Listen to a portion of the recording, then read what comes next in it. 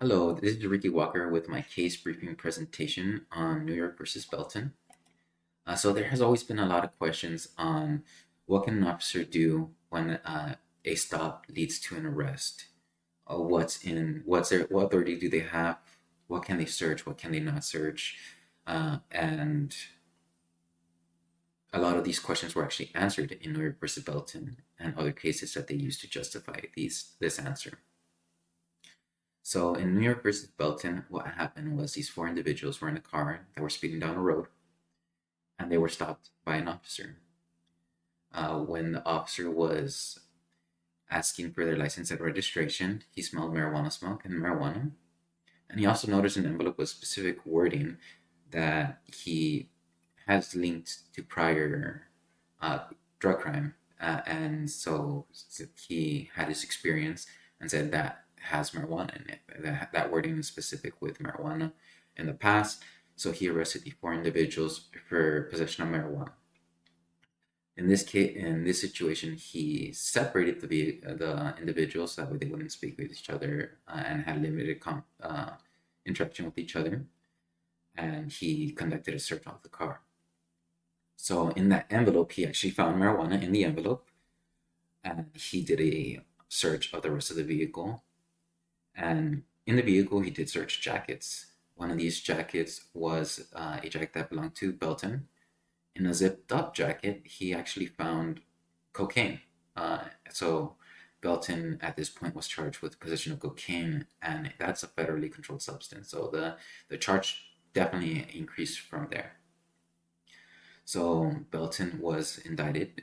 He was charged with the crime, and the states found him guilty. The state said the officer was within his authority, and the he was convicted of the crime.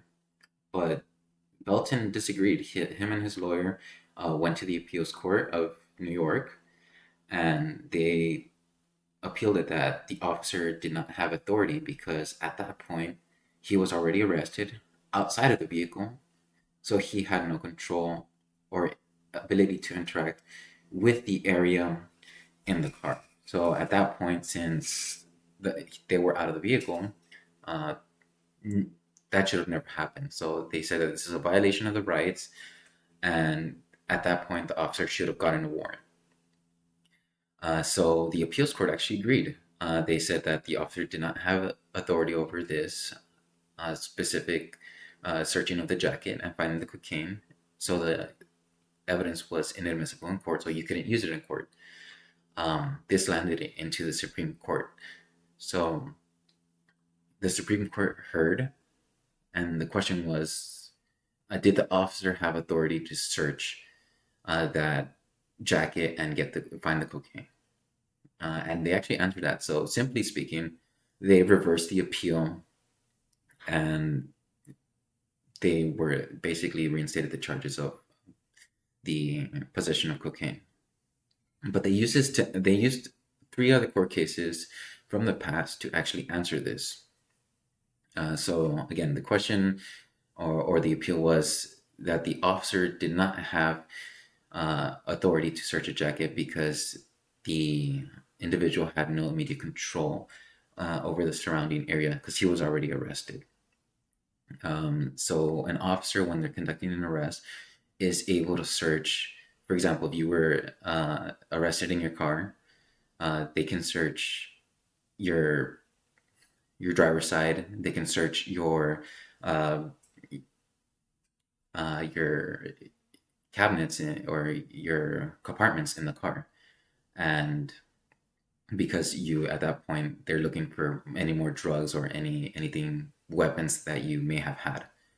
They can do it for their safety, finding the weapon that can be used against them, and finding any more evidence on you if you had a drug charge. And that was a big question. Can they do it after the arrest and after you were removed from the vehicle?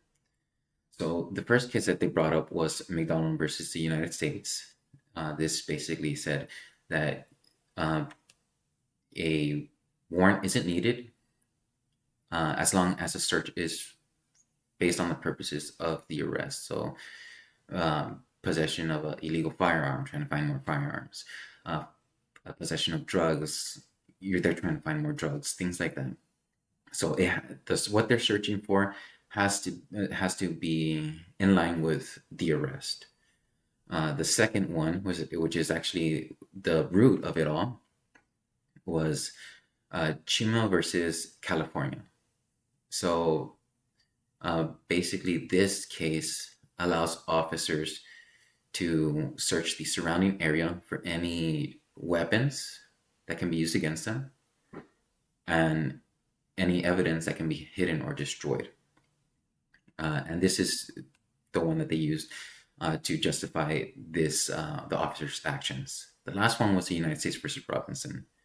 So this one think of it as a part two of Chima versus California. So where Chima versus California, you're able to search the surrounding area. United States versus Robinson, you're able to search open or closed containers. So your little compartments in your car, a Yeti cup or a sealable cup, or something that you can open and close, lock boxes, things like that. They're able to search these and actually open them so that way they can find the evidence. So these three were cited for for the conviction. So, and basically they said Chimo let them search the immediate area. Originally, it was within arm's length, something that they actually had immediate control. But they expanded it. Originally, you couldn't search uh, the whole car. I'm not including the trunk because that's a different issue. But the inside of the car, so not the driver's side, the passenger side, and then the back seat. Because, for example, the question is if they had a sealed container, close the container, lock the container, throw it in the back seat, you don't have immediate control over it. Well, in this case, they said based on these two, you did have control. It was in your immediate control, immediate surrounding area, so you did have control over it. So you can get it. The officer can get it and search for it, or a locked up jacket, or any backpack, anything that can be used to hide evidence that they can say, oh, it's not in my control because it's in the back seat. Well, you have access in your back seat. You're still in the cab of the car, and therefore you can reach it. You may have to, of course, stretch and grab things, but you're still able to handle it. And that was what they used these two cases for. The second thing is, of course, the probable cause. He was looking for more marijuana, so they said that in this case, searching for more drugs, it was justified. Searching the passenger's side and searching a closed container, in this case a zipped up jacket, was justified uh, under these specific circumstances to search for the drugs. Not all of the justices agreed, but overall, the majority ruled that the officer was within his scope of authority. So this actually cleared up a lot of the problems, because back in they didn't know if they can count a closed container in the backseat of the car or anything like that. There was no clear definition on what can they search. What was the immediate surrounding area? Was it just the driver's side and then the side passenger, or does it include the back seat? Does it include the cupboards or your compartments in your car? Can they look in the compartments? If there's a compartment in the back, can they search the compartments in the back? And this cleared up, yes, they can, because at that point, everything in the cab of the car, passengers and driver sides, is within your immediate area, and you have access to it and you can use it. So that cleared up a lot of it. And then even though the arrest happened, they were out of the vehicle.